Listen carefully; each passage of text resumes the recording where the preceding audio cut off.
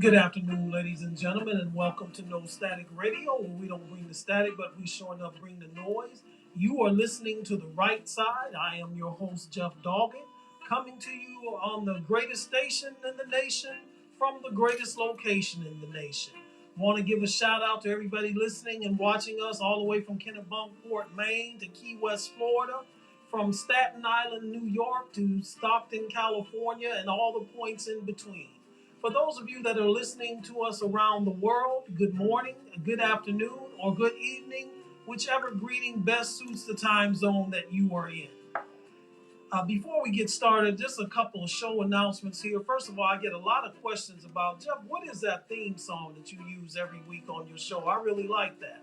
Well, that shows you have good taste in music. That is All Blues, a classic by Miles Davis. So you get a chance to get a hold of that, get that in your music library. Also, for those of you that are regular listeners to the show, once again, just a reminder, starting in the first Saturday in November, which is November the 6th, all the way through the end of March, the hours for the right side will change. The show will air from 3 p.m. to 5 p.m. during that time period. That's the only thing that's going to change. The content will remain the same. We will still talk politics, sports, and the issues of the day. We will still welcome your calls and your takes on the topics that we're talking about. We're just going to start an hour earlier and end an hour earlier. That's all. You're asking why are we doing that? It's for a health reason for myself. I have glaucoma and I'm not allowed to drive at night. And daylight savings time will be ending soon, so therefore it'll be getting dark at 6 o'clock. So again, starting on November the 6th, the first Saturday in November, we will be airing the show from 3 p.m. to 5 p.m. There are several things that you can do to help stop the spread of respiratory diseases like COVID-19. One, wash your hands whenever you come from outside. Now, and wash them for at least 20 seconds with warm water and soap. Now, if you don't know what 20 seconds are, just sing happy birthday to yourself. And when you complete that song, guess what? You just reached 20 seconds. Number two, cover your mouth when you cough or sneeze. Yeah, I know that sounds like common sense, but how many of you are like me that you know that the most uncommon thing is common sense? So cover your mouth when you cough or sneeze. Number three, stay away from people who are sick. And the 3A part to that is you stay at home when you are sick. Stop trying to be a hero out here, dragging yourself into work when you know you're sick, doing yourself no good and your coworkers no good either. Number four, when you are in public in an enclosed area, please wear your mask. Mask wearing, listen, is not a Republican thing. It's not a Democratic thing. It's not a blue state thing or a red state thing. It's not any of those things. You know what it is? It's a life thing. That's what it is. So please wear your mask when you are in the indoor area. And also wipe down frequently touched objects and items. And you, by the way, you might want to mix in some hand sanitizer in your car so that when you go to the gas station and you use the gas pump, you can use the hand sanitizer afterwards because after all, you do not know who's been handling that pump before you. And last but certainly not least, and listen, I'm all of you that are listening to me are grown, so I can't tell you what to do. But in the words of James Brown, please, please, please, please get vaccinated if you're not already vaccinated. We talked about this show. We even did a segment on the show a couple of weeks ago about blacks in the vax and to dispel all the myths and rumors out there regarding the vaccine. The vaccine is not a mark of the beast. The vaccine will not cause magnetized objects to stick to you. The vaccine will not make you impotent. The vaccine will not make you infertile and all the rest of the nonsense that you've heard out there. Folks, if you haven't been vaccinated out right now, please get vaccinated. All right? And this was brought to you by the National Association of Broadcasters and this station, No Static Radio, where we don't bring the static, but we sure enough bring the noise, powered by Google. Secondly, if you are in the Cleveland area or Northeast Ohio on the first or third Saturday of each month, I've got great news for you. at 6812 Woodland Avenue in Cleveland, Ohio, from 11:30 a.m. to 2 p.m. Guess what they're doing there? They are giving away free groceries. Now, you may ask yourself, well, okay, Jeff, that sounds good, but I don't qualify for that. Sorry, wrong answer. Yes, you do. Because you know what? You do not have to show proof of income. You don't have to show proof of residence. You don't have to show proof of anything. The only thing you have to show is up, in that you show up and you will receive this free bag of groceries, no questions asked. But not only that, they are also giving away free clothing for adults and children. So not only do you get clothing for yourself as an adult, but also you get clothing for all your children. You know, little Ray Ray and Kiki and Junie and Shaniqua and Dim and all the rest of them. You can get free clothing for your children as well.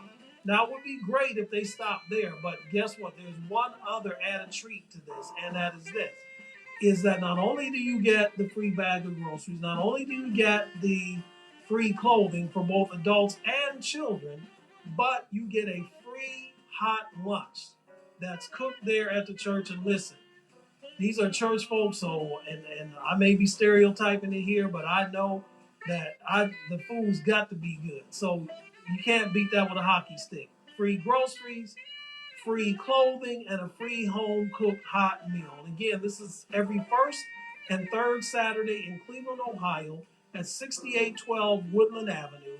And we want to sincerely thank from the bottom of our heart Williams Temple Church of God in Christ, the Cleveland Food Bank, and the other ministries and entities that are part of this. So those of you that are new to this show, this is what we do. I throw out topics each week. We talk about politics, we talk about sports, and we talk about the issues of the day. And then we invite you to call in with your takes on those topics that we talk about. I give my take, and then we invite you to call in with yours at 216-939-5087. 216-939-5087. Now, you don't have to agree with me, although you'll be wrong. No, I'm just kidding. Actually, we like spirited debate. The only thing that we ask is that your takes be concise, on topic, on topic, and oh, by the way, on topic, and that you make sense when you're talking. Otherwise, if you don't meet those requirements, guess what? The next sound you will hear on your phone is the sound of Mr. Dial Tone. So that's how we do it here on the right side. And here are our topics that we're going to look at today. We're going to talk about the Republican Party and their action, or in this case, inaction on the Right to Vote Act. This vote was held this past Wednesday, and we're going to give our take on that, what we think about that, and what needs to be done to make sure that this type of legislation does get passed after all, despite what happened on Wednesday. We're also going to do a contrast and a case study, if you will, of two prominent and powerful Black women in America, one being current Vice President Kamala Harris, and the other being Condoleezza Rice. We're going to look at both of them, and we've got some interesting things to say about both of them and comparison. And our sports topics today, we're going to name who we think anyway are the top 10 teams in the NBA as the NBA season started this past week. So we're not going to give an overview of every team. We're going to look at who we think are the top 10 teams. And based on how we've got those ranked, you can surmise for yourself who we think are going to be the NBA champions this year. And then also we're going to do a preview of the college football playoff poll that will be starting on next week. Those haven't come out yet, but there's some interesting scenarios that are developing right now in college football that if these trends continue to stay the way they are, will affect at least the first polls that'll be coming out soon. So those are our topics. If you feel like you want to weigh in on any of those, again, you can call us at 216-939-5087. Now, this first topic, let me just throw this out here. The United States of America was built upon a democracy. The framers of the Constitution and the Declaration of Independence framed this country as one that we hold these truths to be self-evident, that all men are created equal, that this country was set up in the form of democracy as a form of government, not a monarchy, not a authoritarian dictatorship, none of those things. This is what the founding of this country was about. And one of the key principles of this democracy from the very beginning was the right of the people to choose the form of government they want, and that the form of leaders that they wanted, that even that there were terms that these leaders couldn't serve, so no one was in there for life. And this is what the country was founded on from the very beginning. Now, did it always live up to that? Of course not, because even in the very beginning, only men could vote. And in that case, they even make it even more narrow. For the most part, only white men could vote. And then after the Civil War and during the Reconstruction period, then newly freed black slaves, men, received the right to vote as well during that time after the Civil War. And let me just throw this little footnote in now that I mentioned that before we get back to what we want to talk about on this topic. Did you all know that the highest voter turnout among black people in the history of this country was not when Barack Obama was running for president, was not even last year uh, when 81 million people voted for Joe Biden and 75 million people voted for the former President Donald Trump, that the turnout among black voters during that time was not the highest that we've ever had in the history of this country. As I said, not even during Obama in '08 or Obama 2012. Do you know what the highest turnout was, folks? The highest turnout was in 1868 and 1872 presidential elections, where close to 86% of black voters voted. Mind you, at the risk of their life. Because it wasn't like, even though Reconstruction was going on, it wasn't like they were welcomed with open arms at the polls, because that wasn't the case. They were literally taking their lives into their hands to vote. But yet they valued it so much, especially the newly freed slaves, that they were willing to put their lives on the line to go to the ballot box so that they can make their voices heard. And as a result of that, you got black senators elected, like Hiram Revels, for example, from Mississippi, from former states of the Confederacy, because of these high turnout of black voters. Now we know that didn't last long, because after Reconstruction was over and William Harrison made a deal with the Southern Dixiecrats to lift Reconstruction so he can get elected president. Then, of course, that's when we saw the ushering in of the black codes and Jim Crow and everything that went along with that. But I just wanted to throw that out there. So this country, at least in theory, we know it hasn't always been in practice, but at least in theory, from its very beginnings, purported itself to be a democracy. As we said, women did not get the vote until 1919. And then black people in America did not really get the right to vote until the passage of the 1965 Voting Rights Act, which, by the way, only got passed not because out of the goodness of the heart of then President Lyndon Johnson, who, to his credit, did sign into law more civil rights legislation than any other president.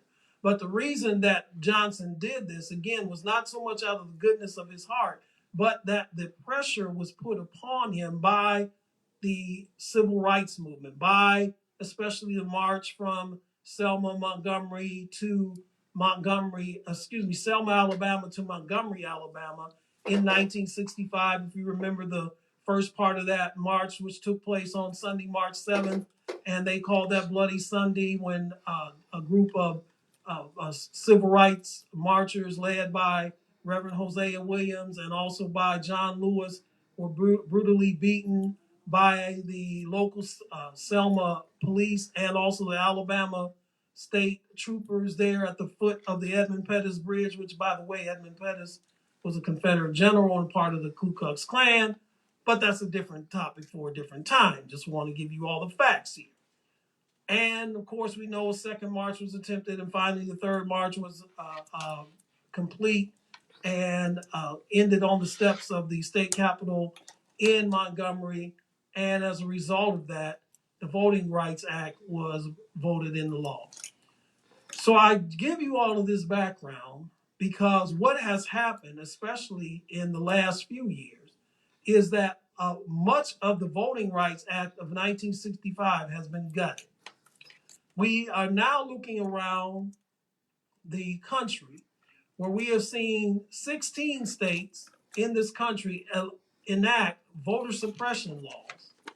We also see that there is action in some 40 other plus states where state legislatures are trying to enact voter suppression laws.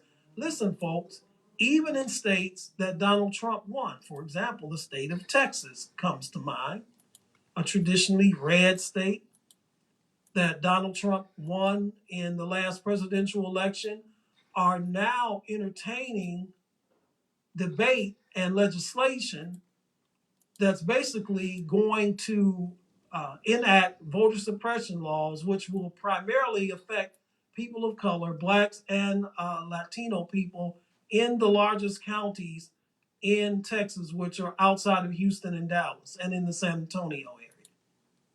We see that. We see the continual perpetration of the big lie. You know, the big lie that Donald Trump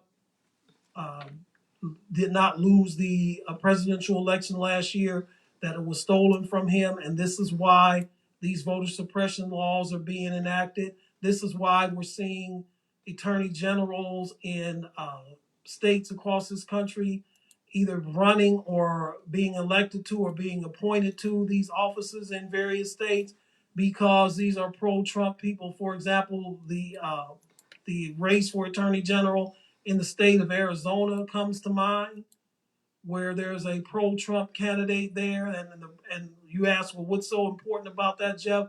What's so important about that is that these people get into office, they can decertify election results that they don't agree with.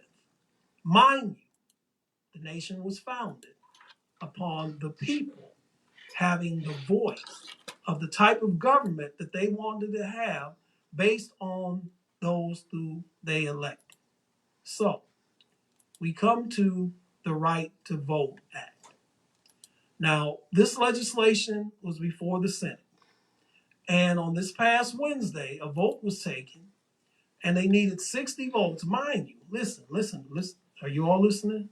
Listening real close, because I want you to hear this. The vote that was taken on Wednesday was not even to either enact or reject the legislation. Oh, no. The vote that was taken Wednesday was just to be able to debate the legislation on the floor of the Senate. You needed 60 votes to be able to bring the legislation on the floor of the Senate just for debate. The reason that you need 60 votes is because 60 votes makes it filibuster proof. Well, in the words of Stevie Wonder on "You Haven't Done Nothing," we are amazed but not amused by all the things that you say that you do. I'm amazed but not amused by what happened. I'm not surprised by what happened on Wednesday. For those of you that do not know, this legislation failed to even come to the debate stage because there were only 50 votes. Every Democratic senator voted for it, and every Republican senator voted against it.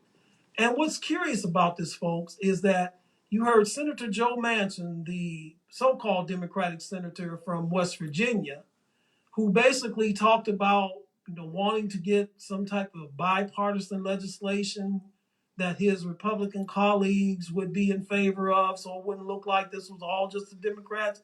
Remember that? Remember good old Joel saying that?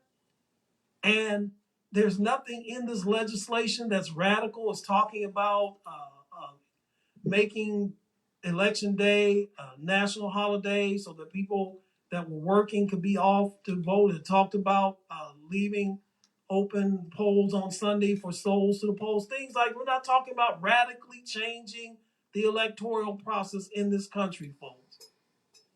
Things that people like good old Joe Manchin thought that his Republican colleagues would be in favor of. Well, guess what, Joe? Well, you already know because you were on the floor of the Senate when the vote was taken. And let me call out the so called moderate Republicans. You know, the ones that we hear about all the news. Well, we know that there are parts of the Republican Party that, they're just Trumpers and they're just crazy. They're loyal to him. And, either they believe what he's saying or they're just going along with it because they want to be reelected. They don't want to get primary. So, but we can have faith in these moderates and these more sensible Republicans, air quotes. Well, let me call the roll because most of the time, if not always, these so called sensible, moderate Republicans, nary one of them voted even to allow debate to be held on this legislation. Where were you, Susan Collins, senator from Maine? You're so-called moderate.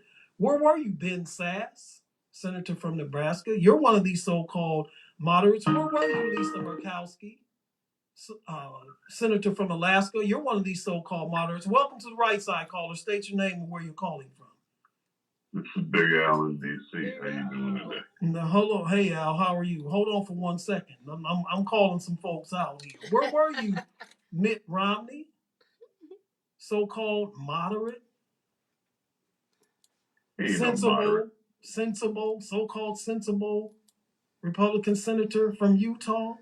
Where were you? It is even so, hold your thought out. It was even so much to the point that Senator Angus King, who is an independent from Maine, who has been a staunch supporter of the filibuster and voted with 49 other Democratic senators and independents. Him and Bernie Sanders are independents. So the two independent senators, Bernie Sanders of Vermont and Angus King of Maine, and the 48 Democratic senators voted just to, listen, folks, just to have debate on the bill, okay? Angus King, who has been a staunch supporter of the filibuster, and we're going to get to that in a moment as soon as we get finished talking to Al, was a staunch supporter of the filibuster. Even he was miffed and is even now talking about perhaps that the filibuster needs to be reformed or done away with. Go ahead, Al. What's on your mind? Andrew Yang, 6'2" of his Asian self. Yeah, started his own party. Yeah. No, he did what the Republicans should have done. The Democrats cannot be bifurcated right now. They're holding on to a tenuous shoestring. The Republicans need to split. They need to split the crazies off the conservatives. The crazies need to go back under the rock they came from. They've had their show January 6th, and they're all going to jail for it. Yeah, well, that's in doubt. Democrats. That's in doubt. For 12 years, and I'm saying something here. The first day when I showed up to Bob Dole's concession party, right? Down at the Renaissance Hotel right there by the old Central Library in D.C. I have never received such a cold, what do you call it? Lukewarm. Not lukewarm. Cold. Luke cold greeting. Mm-hmm. This Indian guy looked at me when I walked in the door. I had on a jeans jacket, and cowboy boots. And he looked at me and he said, "Welcome to the Black Republican Party." That's what they called it back when Lincoln was running. And for a long time afterwards, then it became the Populist Party. Then 125,000 Klansmen walked down Pennsylvania Avenue in full regalia. Right, because you know why they could do that though, Al? Because the man in the White House at that time, Woodrow Wilson, a lot of people don't know this, was a card-carrying member of the Ku Klux Klan. But go ahead, go ahead with your point. And he was a Democrat. Right. And Byron Wizard White, the Supreme Court justice, was one too. And you ever listen to that guy with the rest of the story? I listened to him growing up on WMAL. He was Right, in I know Illinois. who you're talking about. I can't call his name right now, but I know who you're talking about. Yes. Paul Harvey. Yes, that's him, Paul Harvey. And he'd always come with the rest of the story. He told you what Joe average white American, middle American thought. And he would tell these little backstories like Byron White, right? And what we're looking at right now, when I saw Bill Maher yesterday, right?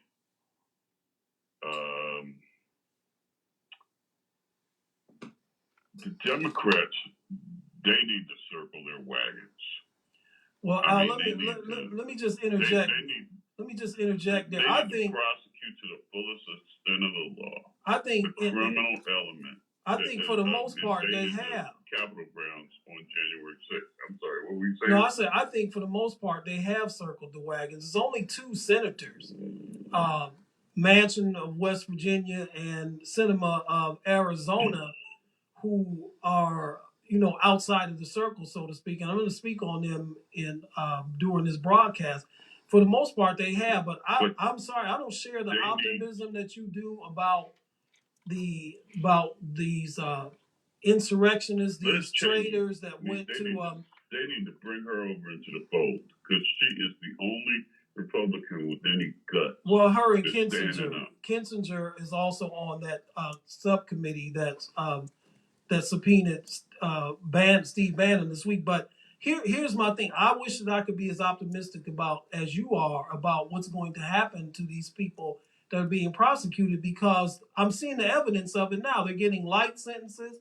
There was even one guy who was yes, that's exactly. So you get my point. There's one guy that has been indicted that was under arrest, and that a federal judge in Washington, D.C., because he was from Pennsylvania and wanted to go to the Steelers game, allowed this guy to go to Pittsburgh to the Steelers home opener, even though he was under arrest and under indictment. Now, come on. What black, brown, Asian person do you know that could be under indictment for what they did on January 6th when they tried to literally overthrow the government, because that's what that was all about, could then go before a judge and say, well, Your Honor, I'm a loyal Browns fan. Can I go to the Browns game and I'll come back? Oh, yeah, sure, Jeff, you can go. Yeah, right. Okay. The shaman, what happened to him? Oh, yeah, that was another one. He went home. He got to go home to mom because he didn't like the food that was being served in prison. No, it was worse than that. He ain't got no government job. And he had to go home to mama and take care of mama. Right. And Dylan Roof, I mean, this is a whole different case, but we've talked about that on him on the show before. But just to remind people, Dylan Roof, who was the white supremacist KKK neo-Nazi that went into Mother Emanuel AME Church in North Charleston, South Carolina in 2015, sat in a Bible study group with the people, prayed with them, and then when the prayer was over, shot and killed 9 people. And when the police went to go pick him up because he said he was hungry, they stopped at Burger King. I don't know. Maybe they got him I don't know if they bought him a junior Whopper or a regular Whopper. I don't know what mass murderers get at Burger King. And so we know the duplicity and the inherent racism of the legal system. Flag that you saw flying out there in front of the Capitol, on that black and white flag with the blue stripe going through it, right? The average Joe cop is in line with these racist survivalists. But when have you seen the thing that was on HBO this week about the people that No, because I don't have about HBO. the actual breaching of the grounds and what these officers that were from DC went through when they were on the front lines. The ones that testified before the committee a couple of months ago. The Capitol Police officers. Brother. Yeah, I know you're talking about the Capitol Police officers. And there was two DC cops that were there, and the two DC cops took some of the worst abuse. And one of them got pulled out. They showed the video of him being pulled out into the crowd. He said, "I have kids." Right. And that's the only reason somebody walked him back in. Right. Because they realized, even in their zealous fervor, he was still another white man. Yeah, but he took a. I mean, he took a heck of a beating. He took a hellacious beating. He took a terrible. And that other guy, where he pulled those gas masks off and they sprayed all that bear spray on him and all of that stuff in that door where he was screaming out. And I'm saying something here. And the thing that I'm saying is the average patriotic American, middle of the road values, if he's got on a blue suit and it suits these racist whack jobs, these crazies, right, that are trying to say in their last gasp. See, most of the high school seniors graduating right now are of color. This is the last gasp of racialism. Racism. America's becoming a majority country now. So Al, let me ask you this, because we got 3 counties around DC. Right, but let me ask you this right now. Yeah, let me ask you this question as we got to wrap up because I got to move on to something. But let me ask you this before I let you go. So with this, there's a thought I wanted to get out behind that. Can you, before you do your question? Okay, hurry up and get it out because I want to get this because we got to move on. So what is the your browning, the tanning, the whatever you want to call it, of America is clobbering not only the urban city centers, but now the inner suburban ring, right? Like the very first suburbs. Like our very first suburbs have Hispanics that are not MS-13, but they have ties to El Salvador, right? And they're all through the inner beltway communities. And you're talking about in DC. That were once white enclaves. Prince George's and Montgomery County, from Wheaton all the way through Langley Park. Nothing but Hispanics, right? And now they outnumber blacks, and the whites are trying to co-opt them into the Republican way of thinking. But it's not working though, and that's one of the reasons behind all of this. This is one of the reasons why we're seeing all of this, and that leads me to the question I wanted to ask you, and then we have to move on. So this is what I wanted to ask you. So, given the 50-50 vote that was held on Wednesday, to even just hear debate on the freedom to vote, the Right to Vote Act, not to vote on the actual bill itself, but just to hear debate on it. What do you think can be done or needs to be done in order to get this and other legislation like it not only to the floor of the Senate to be heard, but also to be passed? Because just be honest, in all likelihood, they're not going to get the 60 votes they need to make it filibuster proof. So what do you think needs to be done in order? And we'll just look at this one act in itself, the Right to Vote Act. What do you think needs to be done in order to get this through the Senate and make it into law? Okay, I'm gonna defer to a post I put up on Facebook on October the 18th at 4:17 p.m. Only an idiot denies it when he's outvoted by 7 million more people, and then tries to take over the country by force! Exclamation point. Then tries to hijack the next election through the same Dixiecrat racist fraud, poll taxes, literacy tests, etc., and thinks we won't get it. Wake up, America. All right. Well, thank you, What Al. I think has to happen, if that act you're talking about, and there's other acts that have been about remembering George Floyd and all these countless other black people who were assassinated. The George Floyd Justice and Policing Act. Yeah. Yeah. What we have to do as a people, and we did it for a minute with Black Lives Matter. What we have to do is at every state house in the country, we have to let it be known that we will not go gentle into that good night. That we, the people who outnumber the factional haters who've been trying to hold on to power, but they were outvoted by 7 million American citizens. We have to let them know it's a new sheriff in town. And that sheriff's flag is not black and white with a blue stripe. The new sheriff is we, the people, in order to form a more perfect union, to secure the blessings of liberty.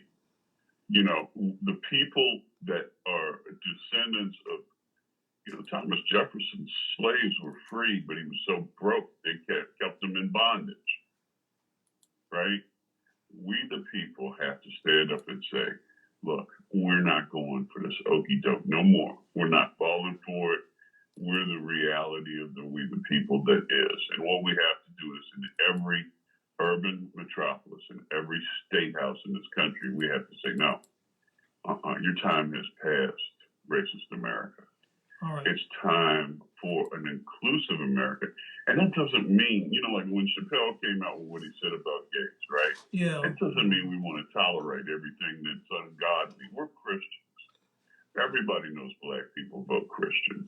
They vote their ideals, right? And so why are we separated from our white brothers through this party, Crips and Bloods institutional thing, when we agree on more than we know with our white Christian brethren? I'm talking about the ones that are spirit-filled, not the ones that are Dixiecrat Southern Baptist friends. Yeah.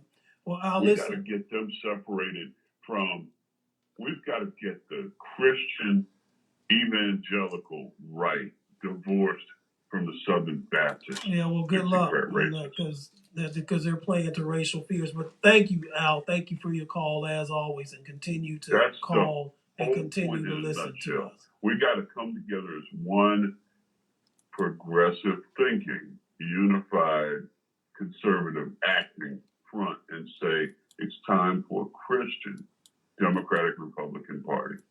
We have to have it. That's the name of the old Democratic Party, and the Whigs went south, and now the Republicans are going south, and we have to stand up as one America. Not going. They've gone. No. All right. Well, again, thank you, Al. Thank you for your call, and continue to listen to us. You're on. Listen to the right side. Well, actually, no. We got to go. We got to move on because I got to cover some stuff, and we're getting ready to go to a break. But please, here, I'll give you 20 seconds to do it quick. What did you want to say about Carl? I met him in Union Station. He was a nice man. He was everything everybody's been trumping him up to be. I'm sorry. No, I understand what you mean. I understand what you mean. Yes, he was. He was a pioneer. Yes, he was. He made it possible for a Barack. Yes, he was. And we commend him as well. Thank you. Thank you for your call. Thank you. See you later. Yeah, okay. So this is here's the dilemma that we have. We have this legislation that can't even get to the floor of the Senate for debate. And it doesn't have the 60 votes because we have the old arcade, which, by the way, is not a Senate rule, which, by the way, was introduced during slavery times by white slave owners who were in the Senate at that time. And this thing is called the filibuster. And as I said, it's not a Senate rule. It is a Senate tradition. Hear me on that. Tradition is what it is. All right? So we have this filibuster. So until we get rid of the filibuster, which we should do, because it's archaic, it's from the Jim Crow era, it has far outlived its time. It needs to be gotten rid of, but because so many senators hold it near and dear to their heart, including the President of the United States, who is still reluctant to come out and say that we need to put the filibuster to bed. But as I said, it was interesting, as I said the other day, Angus King, independent senator from Maine, who's been a staunch defender of it, is now even starting to hedge on the filibuster. So as long as we continue to have this, then what do we do? Do we just, in the words of the Marvin Gaye song, make us want to holler, throw up both our hands, and we throw in the towel? No. What we need to do is that Democratic leadership in the Senate has to do a carve out of the filibuster for this legislation. And I'm going to tell you why this is so important. We're talking about voting rights, folks. And as Al was saying, and as we were saying before the call, what the People's Party Temple, I don't even call them the Republican Party anymore. I call them the People's Party, People's Temple Party. For those who don't know, the People's Temple was what Jim Jones led, because it was a cult, a cult of personality. And so because there are so many within this party that either are lockstep with Trump, hear me, Josh Hawley, senator from Missouri, who, by the way, threw up the fist that day to the people that were coming to attempt to overthrow the government. Thought we forgot about that. Now, Josh, we haven't. So either they're lockstep with this type of thinking, this racist white supremacist thinking, basically is what it is. Or if they're not, then they are what you've heard me call so many times on this program. They have become eunuchs because they lack the things that what happens to a eunuch. Okay, you know what that is. They lack those to stand up for their convictions, and to stand up for their convictions and to do what they know is the right thing. So you're not going to get 10 Republican votes. It is not going to happen. I don't care what you say or what you do, it is not going to happen. So what the Democrats need to do is to do a carve out of the filibuster to get this passed. Because listen, if you lose voting rights and they can continue to pass these very draconian and very basically racist laws in these various states to nullify the right to vote, then these same Democrats are going to find it very difficult to hold on to their positions. There was a turnout last year, and 81 million people voted for Joe Biden. There were 70, I don't want you to get this lost on you, there were 74 million people last year who said they were all right with the type of administration that we had prior to the November election of last year. And they're not going anywhere, folks. There has been polls have been shown that over close to 70% of people who identify themselves as Republicans still think that the election was stolen last year, and that these same 70% people still support the twice impeached, twice disgraced, twice lost the popular vote ex-president Mango Mussolini, Mr. Mar-a-Lago himself, Donald Trump. If we lose the fundamental right to vote, if we continue to allow in certain states for these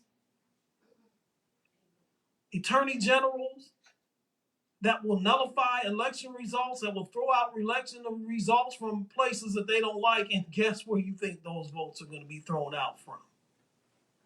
I'll give you a little hint. The election in Georgia last year was contested, not the whole state, just Fulton County and DeKalb County around Atlanta. You know what those counties are? Predominantly black. The election in Pennsylvania last year was contested, not the entire state, but Allegheny and Philadelphia County. Guess what? Those are the cities of Pittsburgh and Philadelphia, which and those areas which are, you guessed it, predominantly black. What about the state of Michigan? Well, I'm glad you asked about the state of Michigan. The only thing that was contested in the state of Michigan was the vote in Wayne County, which is Detroit. Predominantly black. And in Wisconsin, Dane County and Milwaukee County. What do they have in common as well? Predominantly black. So if you get these people in and they don't like the way a vote turns out, they can in effect nullify the votes that were cast in the precincts of places they don't like and just throw them out. This was what the whole insurrection was about. You know what they were trying to do? They were trying to get in there to stop that vote so that the House of Representatives, so that the vote would not be certified, so that the House of Representatives would have to certify the vote, and it would be one vote per state. And guess what would have happened? The majority of those states would have been Trump states, and Donald Trump would have been still president, and we would have a constitutional crisis. This is why we need this legislation. This is why, and listen, I'm for the Build Back Better Act, I'm for the infrastructure, but the most important thing on the docket, if you will, now is these voting rights, is the John Lewis Voting Rights Bill and this Right to Vote Act. Because without them, everything else goes by the boards. And so, therefore, what you and I as citizens need to do, black, white, Latino, Asian, indigenous, forward-thinking people who still want to see this democracy maintained, whether you are a Republican or a Democrat. That's why, even though I disagree 1,000% with Liz Cheney politically, I commend her and Adam Kinzinger from Illinois to at least have the guts to try to stand up for democracy in this country. And this is the only way it's going to happen, folks. Listen, I'm not trying to scare anybody. I'm just telling you, I'm looking at this and I can see what is happening. And this is the plot and the plan. They talk about one thing that you can always know, should have known about former President Trump is that whatever he's accusing somebody else of, that's what he's really up to himself. And when he continues to talk about the election was stolen, election was stolen, election was stolen, election was stolen, that's what they're trying to do, folks. They are trying to set up this system, to rig the system so that they can stay in power because they can see the trends of this country. They can see that America by 2035 is going to be a majority minority country. They can see the trend that of this country, how people are voting and is voting against them. And so they're doing whatever they can to maintain power. And if they have to take away your right to vote or my right to vote, and maybe not even take it away, but nullify your vote, which is basically what it's doing, they win. Folks, we can't allow that to happen. We can't allow that to happen. Whether you're Democrat, Republican, Independent, black, white, Asian, indigenous, whatever, this country's democracy is in grave danger. And I'm going to tell you this, that if the People's Temple Party gets control of the Senate and the House next year in the midterm elections, watch out. You're listening to The Right Side on No Static Radio. We don't bring the static, but we sure enough bring the noise. Our call-in number is 216-939-5087. 216-939-5087. Let me say this too before we go to break. This is a warning to the Democratic Party. There is a narrative out there that you are letting people who voted for you last year down, that you're not doing anything. Now, I don't buy into that narrative 100% because I know that President Biden and the Biden administration has appointed numerous amounts of black and brown federal judges. Also know that the Biden administration stood up for black farmers, and I get that. But President Biden and your advisors, you got to do more than that. You can't give some people of color some cabinet positions, and again, I'm not minimizing what's been done for black farmers. I'm not minimizing your appointment of federal judges, but the average person in the barbershop and the beauty shop, they're not seeing all that. They're not hearing that because they don't follow it. They're wanting to know, where is the free community college that you talked about? By the way, that's part of the Build Back Better Act. They want to know why we can't get voting rights legislation passed in this country. Now, I realize that as president, you can only do so much. Even if you made an executive order, that only lasts the length of your term as president. They want to know why we don't have police reform. Remember, those were the issues that brought people out to vote last year for you. It wasn't just that they wanted to get rid of Donald Trump. They voted for you because you espouse their views on these issues. And they're not seeing any progress being made. So that is why it behooves those Democrats and those independents in the Senate to do a carve out of the following legislation: the Right to Vote Act, the John Lewis Voting Rights Bill, and also the George Floyd Justice and Policing Act. I'm going to tell you, and I hope I'm wrong about this, but if those pieces of legislation those bills rather, do not become law sometime between now and next November, you're not going to see the turnout of the people who put you in office, and you're going to be in dire danger of losing your positions. And for the people, blacks, Latinos, indigenous people, you know, um, white middle class people, and what have you, who voted for these programs, they're caught between a rock and a hard place, because if they don't come out because they don't see progress, then it's going to, as I gave the warning, you're going to see democracies disappear. But on the other hand, they don't feel like their vote matters, that it doesn't count, even though the actions of those that are in the People's Temple Party illustrate that their vote does count, and they know it counts. That's why they're enacting all this legislation across the country, either already put in place or trying to get it put in place, to take and nullify the right to vote of individuals. That's why this federal legislation is needed, folks, because it supersedes all of that. You're listening to The Right Side on No Static Radio. We don't bring the static, but we sure not bring the noise. We're going to take a short break here. When we come back, we're going to look at Condoleezza Rice and Kamala Harris.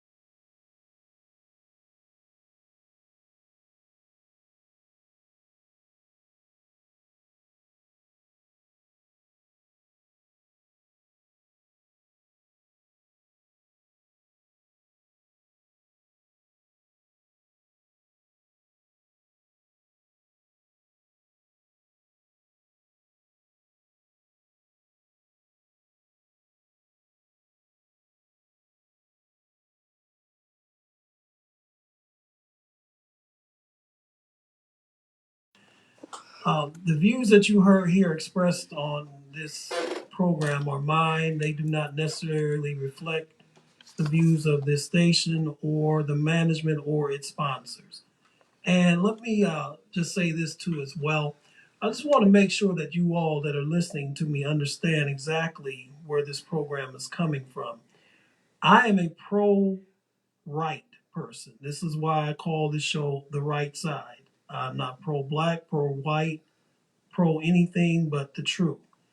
And my views on this reflect that, and especially when it comes to this democracy, what people don't understand is that when you threaten the right to vote and you pass legislation, not only hurts people who have traditionally and historically been disenfranchised and nullified, but it hurts everyone. And so I just want you all to understand that. That's why this is so important. So our calling numbers we said are 216-939-5087, 216-939-5087. If you want to weigh in on what we talked about last hour, please feel free.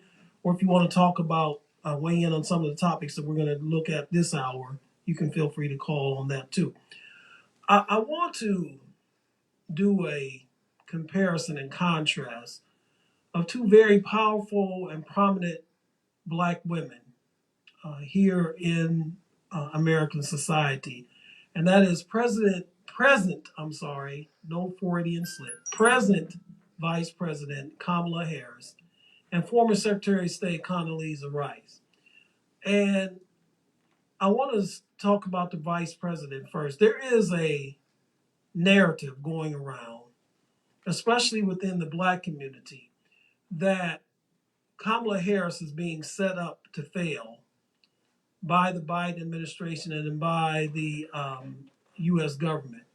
And let me say this, there can be nothing further from the truth than that. I hear people say, well, she's not doing anything and she needs to be more prominent. And she needs to do this and she needs to do that. Folks, pump the brakes, RELAX. Sorry, stole that from Aaron Rodgers. But you have to get this in perspective, okay? The vice president is not a position where the person who holds that position is out front. They are not co-president, in other words. The vice president's job is to support the president of the United States. It's not to usurp the president's power or position. It's not to be the face of the government. It's not to be any of those things. I mean, think about in your own lifetime. What vice president do you know stepped out there and made themselves prominent and made themselves so prominent they were overshadowing the president of the United States? The answer to that question is none. None at all. Now, you don't have to be a lapdog like Mike Pence was, but your job is not to be co-president. Your job is not to outshine the president. Your job is not to be the face of the government.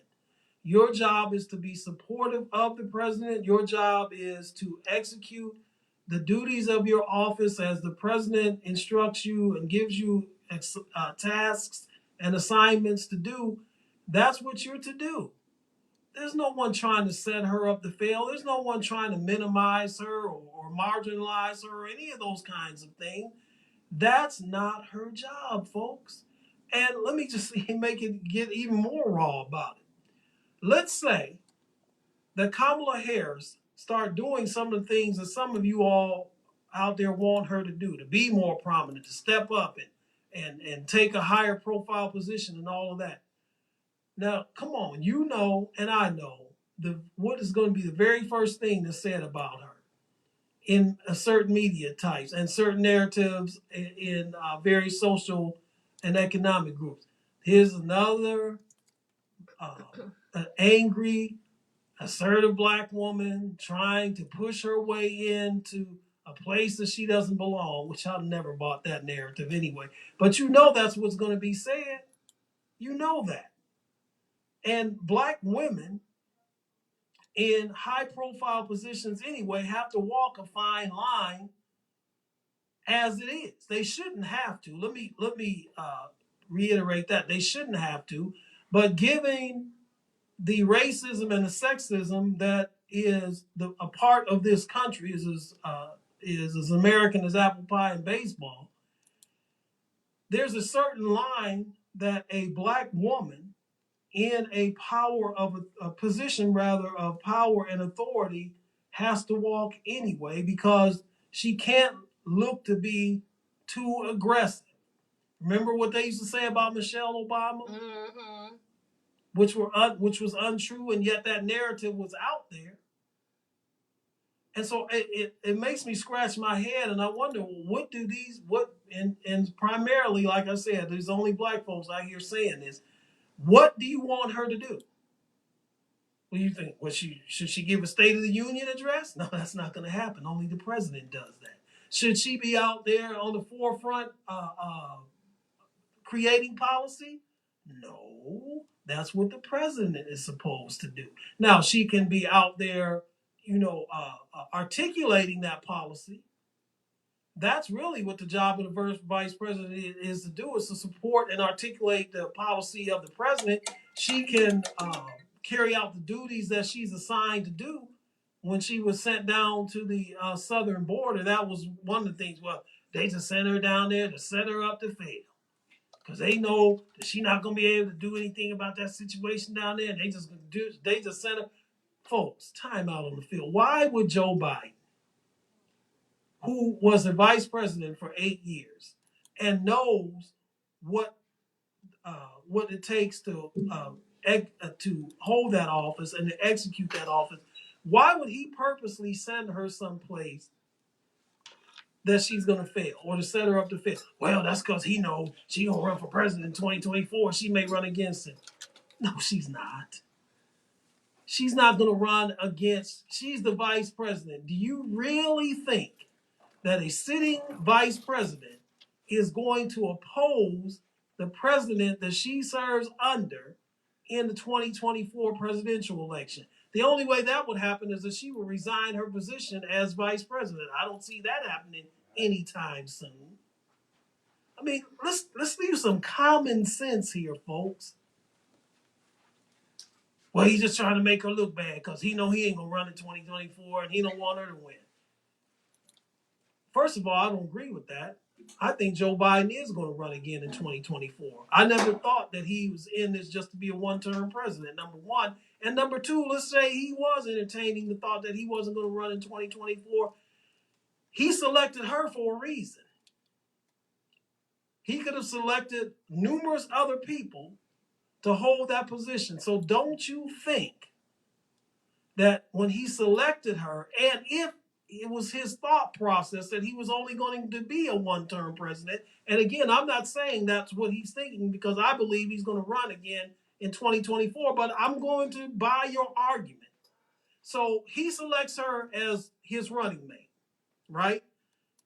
He, in the back of his mind, knows, well, I'm only going to do this for one term. So wouldn't you think that he would select somebody as his running mate that he would think could hold the position and serve the position and do well in the position? I don't know. I went to Cleveland Public Schools, so I ain't getting no good education. That's tongue in cheek. And just, again, like I say in the intro about the coronavirus, about cover your mouth when you sneeze. That's common sense, but that's the most uncommon thing. It's just common sense, folks, that he would select a running mate. I mean, we're talking about a stable individual here now. We're not talking about previous people who held the office from 2017 to 2021 who were unstable, who would never select someone that they think could one day be president because they never intended on not being president anymore. I'm talking about stable people who are playing with a full deck of cards, okay?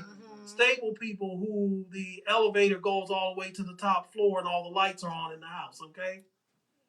Why would Joe Biden, a savvy politician, select a running mate that he didn't think could be president one day? That doesn't make sense, folks. because he knows that all of us here are mortal, that this flesh is mortal, and that we can leave here at any moment. And since none of us know the time nor the hour, it would seem like to me that he would select someone that could possibly, if that tragic day were to take place, could step right in and be president. So I'm sorry, Lil Kiki in the barbershop that's saying this. I'm sorry, Shaniqua at the beauty salon that be getting your nails did. Is saying you're wrong. Okay, you're wrong. They are not setting this woman up to fail. It doesn't make common sense. It doesn't make political sense. Condoleezza Rice. Oh, Condi. Former Secretary of State was on The View the other day. Now, I must admit, this is not a show that I watch. My mother watches it religiously every day. However, I did see the clips of her interview when she was on The View the other day. And first of all, let me give you Secretary Rice's background. Secretary Rice grew up in segregated Birmingham, Alabama during the 50s and the 60s. Secretary Rice was good friends with Denise McNair. Now, for those of you that do not know who Denise McNair was, Denise McNair was one of the 4 little girls who perished in the bombing of the 16th Street Baptist Church in Birmingham on September 15th of 1963. She grew up in the segregated South. She grew up in Birmingham, which, at the time she was growing up, was one of, if not the most segregated city in America. And she even talks about her upbringing and her Birmingham background. So you would think with all of that as a backdrop that she wouldn't make some of the comments that she made. Party aside, because I've heard, well, she's a Republican. What do you expect her to say? Well, Colin Powell was a Republican too. But, he didn't go off the rails like this. When she was on The View the other day, the question of critical race theory came up. Now, we've talked about this on this show before, so I'm not going to go into a lot of dialogue about it. But basically, it's this. First of all, critical race theory is not being taught anywhere in this country. All right? So let's get that straight right off the bat. Period. But basically, those who oppose it say that it teaches history in a way that makes white kids feel guilty. All right. Condoleezza Rice comment on the other day, and I want to make sure I quote her correctly. So I wrote the quote down so that I would quote her correctly, said this, and I quote, that history could be taught in a way that makes black kids feel relevant without making white kids feel guilty. She got a round of applause for that. Listen, why are we so concerned about how people feel about the truth of history? And I know I talked about this last week, but it bears repeating now. In South Lake, Texas, about a week to 10 days ago, there was an administrator. Now, she didn't support this. She was just telling the teachers this. There was an administrator that was on audio tape. She knew she was on audio tape, so she wasn't caught by surprise. That was basically telling teachers in South Lake, Texas, that if you're going to teach on the Holocaust and teach from books that talk about how evil the Holocaust was, that you have to also counter that by teaching from a book that tells the other side of the story. And the teacher's response to that was incredulous, and I don't blame them. I would have too. The teacher said the other side of the Holocaust, and And I said last week, half jokingly, but half seriously, what book were they going to teach from? Mein Kampf? Oh. I mean, that's the only other book I can think of. And so, thankfully, this week, the school district rescinded that they don't have to teach the Holocaust from the quote both sides view, because there's only one side. There's only one side view, only one sensible side view. But my whole premise last week, and I continue that premise today, is this: white kids should not teach history with the mindset of not trying to make somebody feel guilty. Mm-hmm. We should teach history and from the mindset of we want to tell the truth, the whole truth, and nothing but the truth about our history. So help me God. Why else, Jeff? Because there's another reason why we want to teach our kids our history. The same reason why they don't want people to forget the Holocaust. Exactly. They don't want people to forget 9/11. Why don't they want them to forget it? Exactly. They don't want them to forget it because they never want to return back to that space and time again. Exactly. And it's important. And the Holocaust and 9/11 should be taught. But listen, again, I will use myself as an example. In the Cleveland Public School System, I learned about the Boston Massacre, and I should have. I'm not saying I shouldn't have been taught that. It is a vital part of American history. But I never learned about the Tulsa Massacre until I was taking a Black Studies class when I was a sophomore at The Ohio State University. I did not learn about the Red Summer of 1919. I didn't learn about Elaine, Arkansas, which was part of the Red Summer of 1919. I didn't learn about the Chicago riot of 1919. I didn't know about the riot in Detroit in 1943 while we were fighting to make the world safe for democracy. And there was a huge race riot in Detroit in 1943. I didn't learn about all of that stuff in my school system. I learned about how George Washington never told a lie and chopped down a cherry tree. The things that I was taught about slavery was about how happy the slaves were. We so happy, Mouser. We so happy. We is going to stay down here in this here slavery. We ain't going nowhere with them there Yankees. I exaggerate, but I was never taught about how children were taken away from their mothers and sold off, the mother never to see them again. Nobody ever taught me about how the master can visit the slave quarters at any time that he wanted. Folks, this is not trying to make somebody feel guilty. This is the truth about American history. Nobody ever taught me about until I did research on my own, because I'm a historian. I didn't learn about the Trail of Tears till I researched it on my own. The Trail of Tears, where they moved Cherokee and Choctaw indigenous peoples, I don't call them Indians, indigenous people from Georgia all the way across the South into Oklahoma.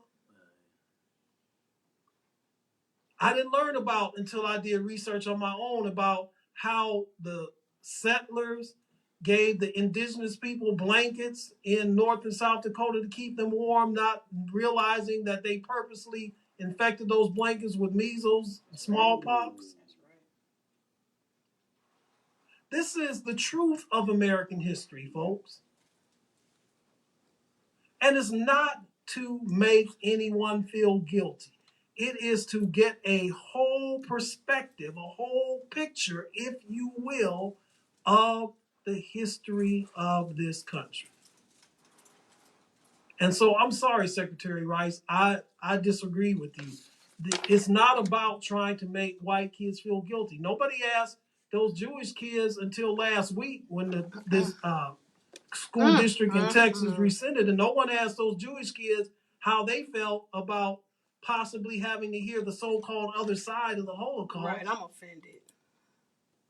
Nobody asked the black kids there how they felt about not learning about some of the things that I just brought about from our pastor street. Nobody asked them about how they felt about your ancestors being delegated as 3/5 of a person, or about American apartheid, which is what Jim Crow was. You know, apartheid wasn't just in South Africa, you all. It was in right here in the good old USA.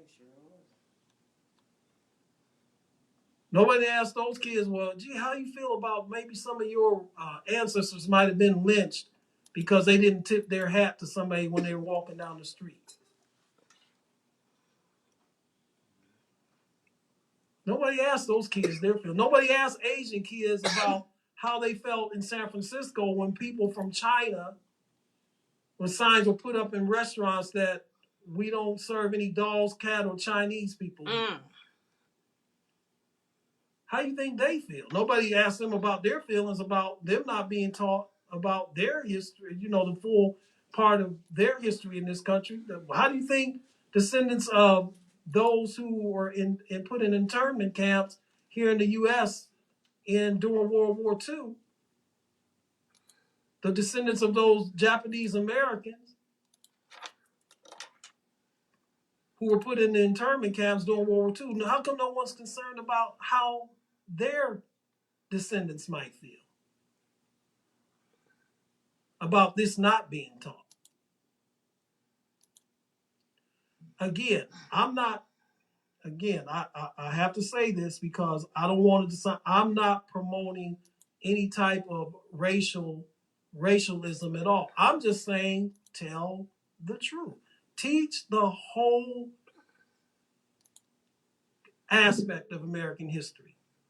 You know, I'm an ordained minister of the gospel of Jesus Christ. When I teach or preach the word, I don't just teach and preach the parts that I like or the parts that make people feel good. I teach and preach the whole thing. And a lot of times I get beat up myself before I even go take it to somebody else because the word whoops me. So do you want to go to a church where the preacher, well, I guess some of you do, but do you want to go to a church where the preacher or teacher only teaches the parts that make you feel good so you can eat that candy and be on the sugar high all the time? No. Because no growth comes from that. So I'm sorry, Secretary Rice, I disagree with you. The other thing,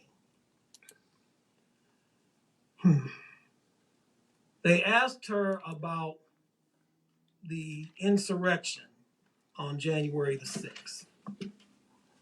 Okay? Remember that? I'm sure you do. You know, some call it a riot. It's not a riot, it was an insurrection. It was an attempt to overthrow the duly elected government of the United States. Right. They asked her about that, and she talked about how that day brought her to tears, and this was the worst day for her in American history since 9/11 when she was Secretary of State, and she talked about her experiences on that day. And fine, I understand, and I really empathize with her there. But she made the statement. She said that when they asked about Mitch McConnell saying we need to move on from this, and she said basically that we do need to move on. No, no, no. In the words of Lee Corso on College Game Day, not so fast, my friend. We do not need to move on from this yet because the truth has not, there's that word again, that nasty little word, truth. The truth about this day has not all yet come out yet. And we cannot sweep it under the rug, as many in the People's Temple Party want to do, is sweep it under the rug as the embarrassment to an area not too far from this radio studio. Jim Jordan, who is the congressman from Ohio, from Lorain and Elyria, not too far from where I'm sitting right now, tried to give an impassioned defense of Steve Bannon, of all people, or trying to sweep this under the rug of the QAnon Congresswoman Marjorie Taylor Greene, who asked the committee there asked Liz Cheney and also Congressman Raskin from Maryland, why aren't you going after the rioters from the Black Lives Matter And Congressman Raskin had a great answer to her. He said, "Sure, we will." So I tell you what, bring me some evidence on the guy's name slipped my mind that quick. The the kid in the one from Illinois that went to Kenosha, Wisconsin last year that shot and killed the two peaceful protesters and walked down the street with a automatic weapon right down the street in front of all the police, and the people were saying, there he is, and the police let him go. Sure, we can talk about him. So that kind of put her off. We cannot move on from this yet, because the truth about this is not out, because there are some people, and this is why they don't want to have this investigation, because there are some people within the Congress of the United States, I don't have the proof of this yet, so I have to say allegedly, who allegedly aided and abetted what happened on January 6th. That's why they don't want that's why they don't want this committee. That's why they're fighting these subpoenas tooth and nail. Like Congressman Cunningham said, Benny Thompson, said, who appeared on this show back in August when I was on vacation. We had guest hosts. He is the chairperson of this subcommittee, and he even said, Congressman Thompson said, which one of you that are listening to me right now could get a subpoena to appear before the Congress of the United States or any place else for that matter, and just decide, I'm not going to go and blow it off and nothing happened to you? And of course we know that's not the case. So I'm sorry, but Secretary Rice, I respect you. You're a very intelligent woman. You're even a Browns fan. But on this, no, we can't move on.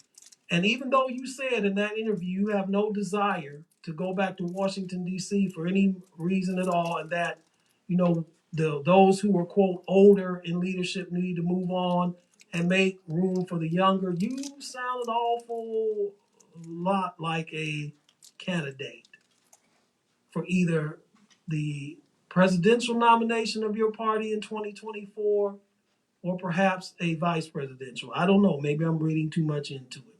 So we would welcome your calls on that at 216-939-5087, 216-939-5087. So it is our position that the Biden administration and no one within the administration, including the president himself, are not trying to set up Kamala Harris to fail, because it doesn't make any sense politically, common sense wise, or any other kind of sense wise.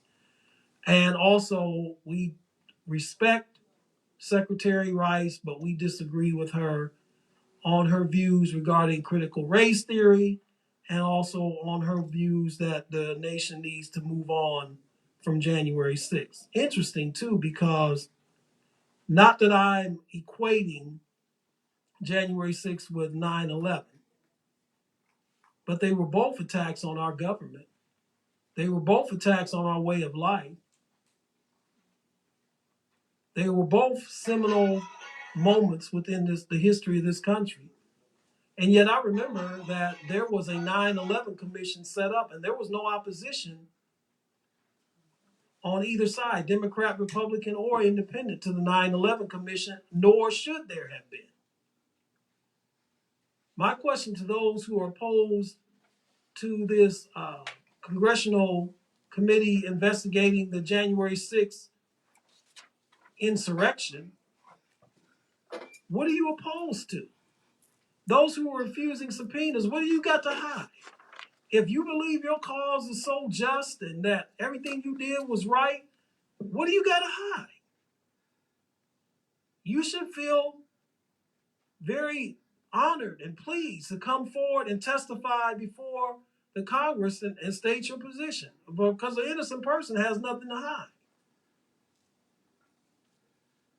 But just by your refusal, and also by the words of your cherished leader, who are telling you to refuse the subpoenas, that shows me that you have plenty to hide? I don't know. Prove me wrong. Answer the subpoena and come and testify. You listen to the right side on No Static Radio. Our call-in number is 216-939-5087. 216-939-5087.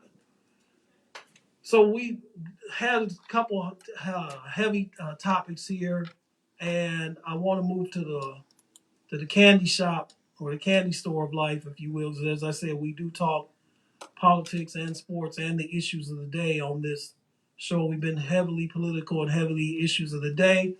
But I do have a couple sports topics and takes I want to get in here before we close out today. I want to look at the NBA season has started, and I want to give you who I think are the top 10 teams in the NBA this year, and who I think are going to be the teams that are going to likely be in the finals this year, and who may or may not be the NBA champions this year. So I'm going to go from 10 to 1. The 10th ranked team that I see this year are the Golden State Warriors. Now, the big question mark about them is how long will they survive and how long will they be able to tread water, if you will, until Klay Thompson returns. Klay Thompson has missed the last 2 years due to catastrophic. 1 year he lost because of the Achilles injury that he suffered in the NBA Finals in 2019. And then last season, we tried to come back and play last season, and he probably because he was trying to overcompensate because of the Achilles injury. I don't know. I'm not a doctor, and I'm not playing one on the radio, but he blew his knee out, and so he's still in rehab from that, and he's not ready to play at the beginning of the season. But if they can get Klay Thompson back to go along with Steph Curry and Andrew Wiggins and Draymond Green, and so basically they have the band back together again, with the exception of Kevin Durant.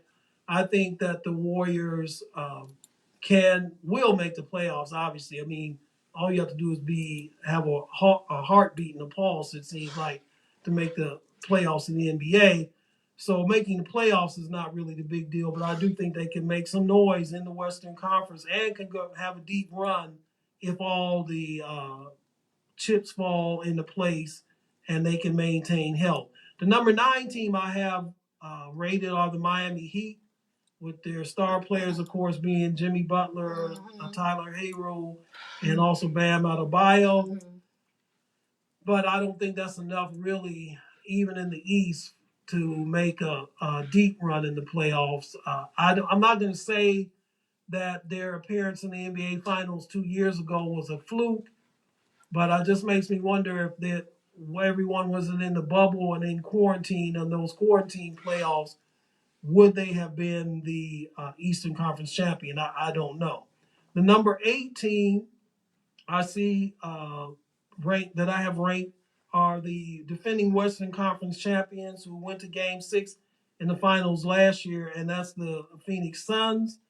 And the question mark around them is Father Time going to finally catch up with CP3, with Chris Paul? Will Father Time finally catch up with him? Now, it's early in the season. They looked good last night because they pounded the Lakers in last night. But, this is a long season, 82 games, and plus the playoffs. Yeah. And that's the question mark.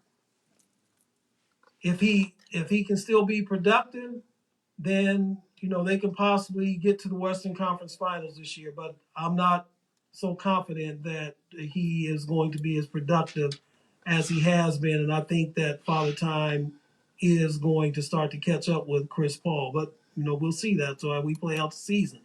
Number 7 ranked team I have are the Philadelphia 76ers, and basically the biggest distraction and thing they have to overcome is Ben Simmons. That whole sideshow circus that they've got going on there right now. And eventually they're going to have to trade him, but in all likelihood, going to have to come down off of their demands of what they're asking for him, because teams are in the NBA aren't dummies. The GMs know that Philadelphia has to trade him, so they're not going to give in to Philadelphia everything they would want. What an interesting trade would be, which would never happen, would be if he were to get traded to the Cleveland Cavaliers for Colin Sexton and Kevin Love and a draft pick. But I don't think Philadelphia would do that. But that would be interesting to see if that would happen. The number 6 rated team that I have are the Atlanta Hawks with their superstar Trae Young. But what holds them back, and I think even though they made a deep run in the playoffs and surprised a lot of teams, got all the way to the Eastern Conference Finals before finally bowing out to Milwaukee, is their defense is very, very questionable. Trae Young is the next superstar, but they have to shore things up on the defensive end, and I don't think they're going to be able to do that enough, at least to even possibly not even make a deepest run as they did last year. The number 5 team I have rated are the Boston Celtics with their star players, Jason Tatum and Jaylen Brown. They have a new head coach, rookie coach, Ime Udoka, who's probably best known for being the husband of Nia Long. Lucky guy. Anyway, no, just teasing Denise. Just teasing. Okay. So I look at them. I've got them the number 5 team in the league, but in Boston, I don't know. I can't really see them going anywhere past the second round in the playoffs in the Eastern Conference this year. It was a great game. They played opening night against New York, but when Jason Tatum went 7 for 30 from the field, I can't believe it. Even Kobe Bryant would have thought those were too many shots to take in one game by one person. So I've got them number 5 and number 4 team that I have ranked are the Denver Nuggets with reigning MVP Mr. Djokovic, the Joker. They also get Jamal Murray back this year, but they're in the Western Conference, and even though as good as they are, there are some teams that are better. So I can't see them going too far in the playoffs in the West. The number 3 team that I have are the AARP bunch, aka the Los Angeles Lakers.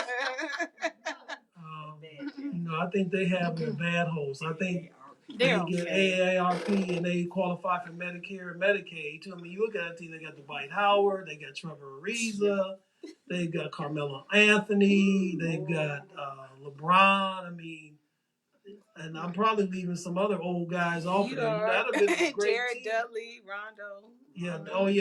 Rajon Rondo, Jared Dudley. That would have been a great team about 5 or 6 years ago. Yeah, they'll be all right. They got, and now the key to the Lakers, other than can all these guys stay healthy, the big key is can Anthony Davis stay healthy? Will he be able, come playoff time, to be in uniform instead of wearing the moniker that Charles Barkley gave him last year of street clothes? So that's remains to be seen this year. The number 2 team that I have are the Brooklyn Nets. And the only reason why I don't have them as the number 1 team overall, again, I'm doing this objectively. I'm not going by who I like because I don't like that team at all. Mm-hmm. I don't like the fact that James Harden and also Blake Griffin quit on their respective teams last year so that they could, one, get traded to the Nets in the case of James Harden and contract get bought out by the Nets in the case of Blake Griffin.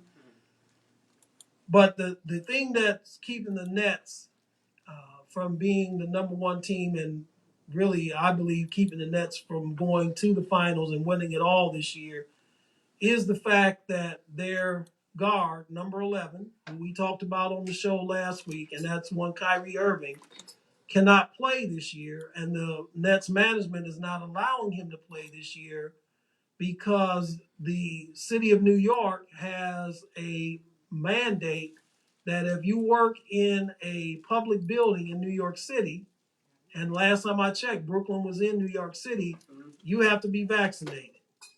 So for some reason, and that's his own personal decision, Kyrie has chosen not to be vaccinated. However, with him not being vaccinated, that means that he's not available to his team. And since he's not available to his team, and if that is the case for the rest of the season, there's no way I can see the Nets coming out the East. And from just for a pure basketball sense and taking my emotions out of it, that's kind of too bad because if they were healthy and had all three of those guys, I don't really think there would be anybody that could beat them, and they would win the championship. And especially that's what they supposedly came together for to do that. But Kyrie is being Kyrie, and now there are rumors that there are trade talks. Wouldn't it be funny? Now this is not going to happen, but wouldn't it be funny if the Nets traded Kyrie to Cleveland for Colin Sexton and whoever else that they would want to throw in?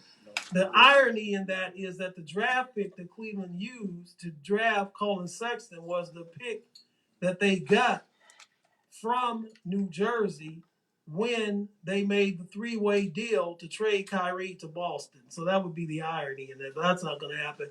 And especially if that happened, there'd be no way that Kyrie Irving would come back to Cleveland. He would sit out the rest of the season.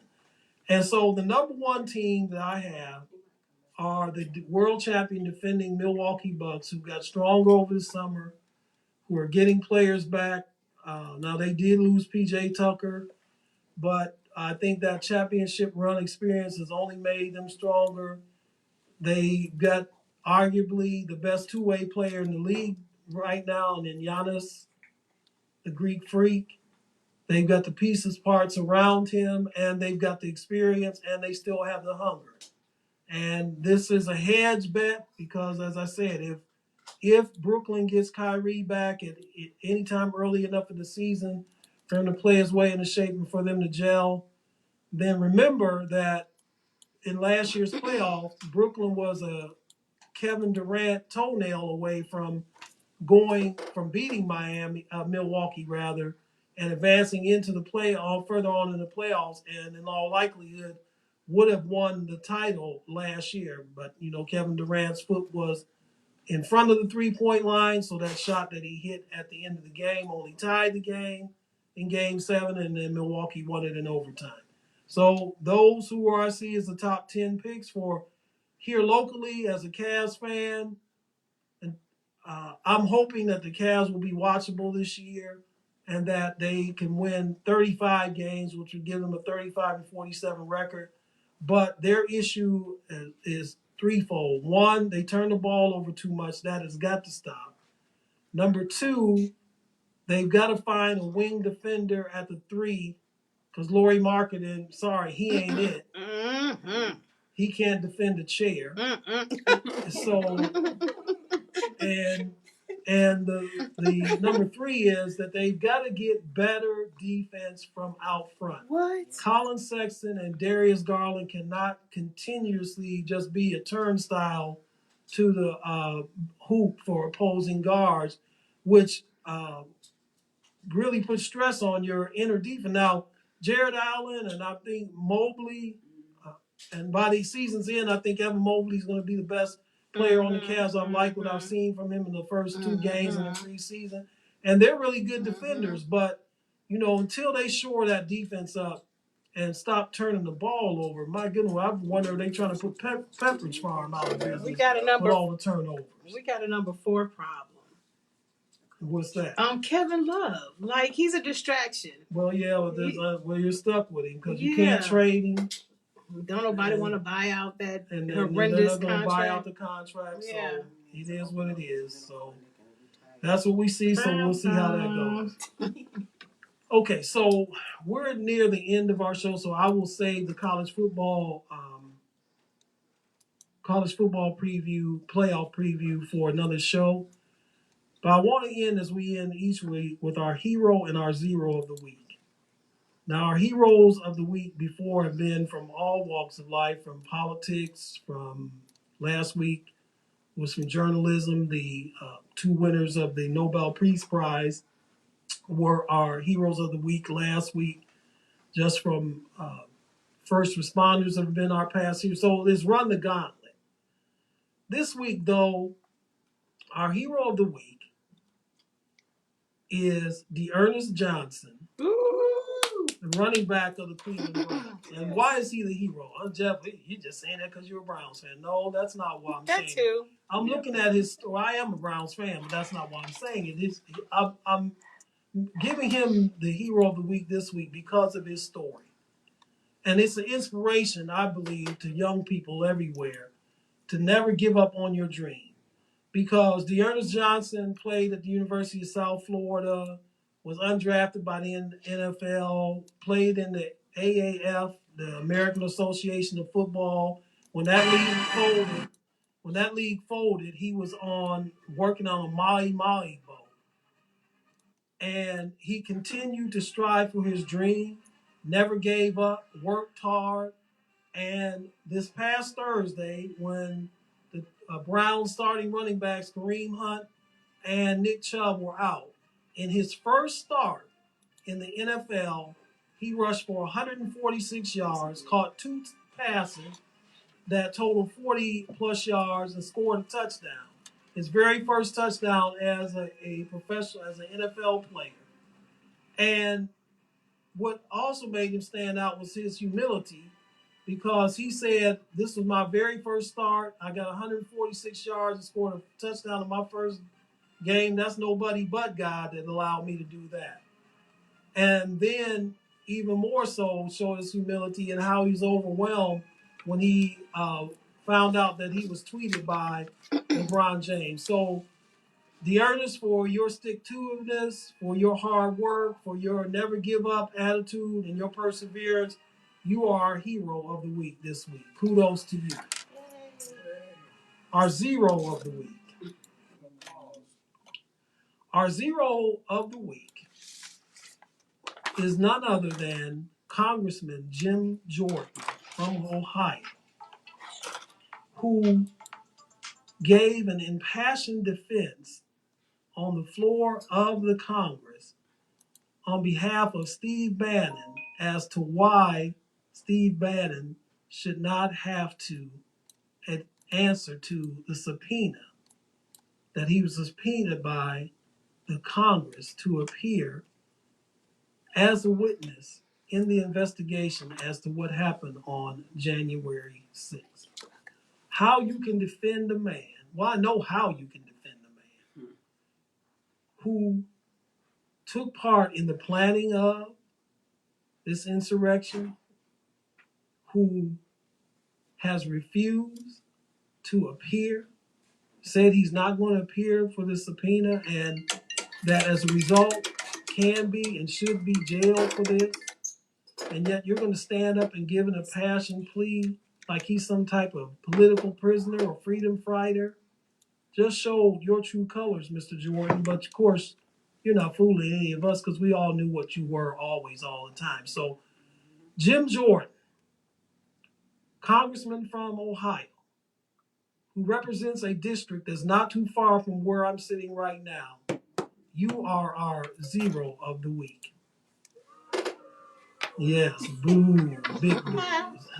Yes, and boo. You've been listening to The Right Side on No Static Radio, where we don't bring the static, but we sure enough bring the noise. Right now, I see that my time is up. Thank you very much for your time. And until next Saturday at 4 p.m. And remember, starting November 7th, we'll be airing from 3 to 5. But until next Saturday at 4 p.m. Shalom.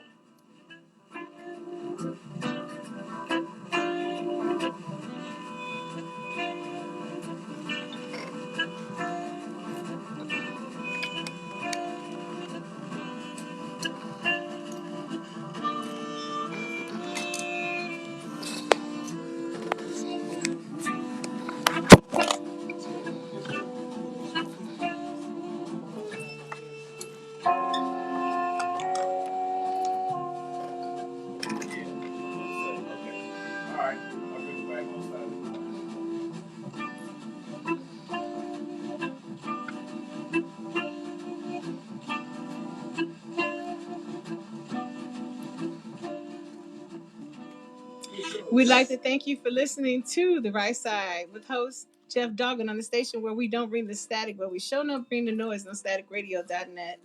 Make sure you guys check us out on social media where we absolutely love to hear from you on Facebook.com/No Static Radio LLC, on Twitter at No Static _ radio, on Instagram at TheReal_No Static Radio, and on YouTube at, you guessed it, No Static Radio. Also, if you guys would like to listen to replays of this show and others on NoStaticRadio.net, please make sure you check us out on Mixer.com or Mixcloud.com.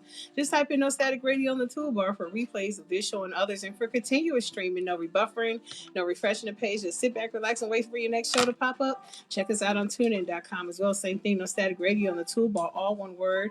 And for all things No Static Radio, including up and coming events, merchandise, and an in-depth look at all our great show hosts here, please check out our website at www.nostaticradio.net.